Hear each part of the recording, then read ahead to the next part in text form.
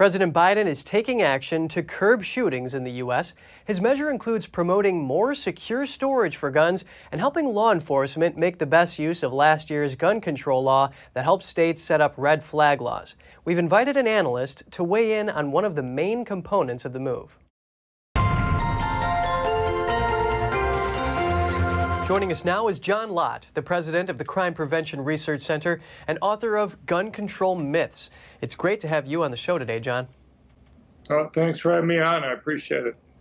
President Biden signed an executive order on gun control, which increases the number of background checks before firearms are sold. That was ahead of his trip to Monterey Park, California, where a shooting left 11 people dead in January.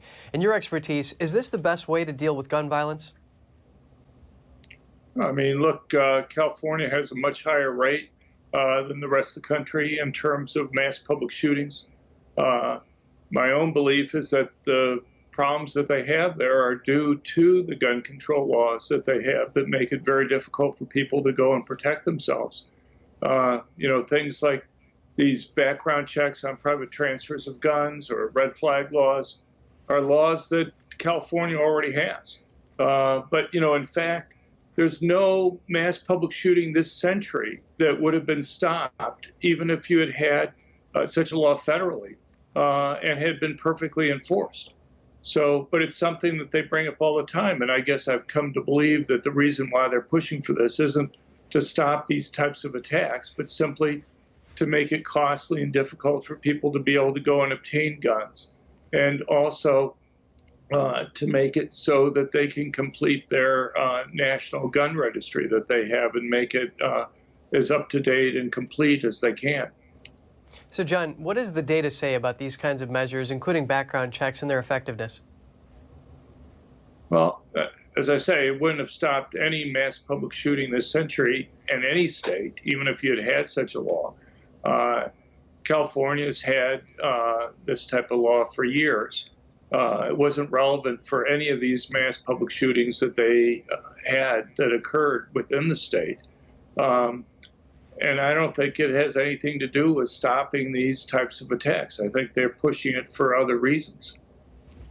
Now, Brady, a gun safety group, says California's gun laws are working as deaths from guns dropped by over 50% from 1993 to 2017.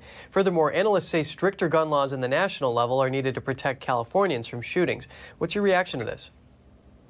Well, I think it's nonsensical. I mean, they take from 1993 on. What they fail to note is that in the beginning of 1994, when the crime rate started to fall dramatically in California was when they introduced their 3 strikes and you're out law, went into effect in March 1994. Their assault weapons ban, which is the only gun control law that got passed anywhere near that, got passed in 1990.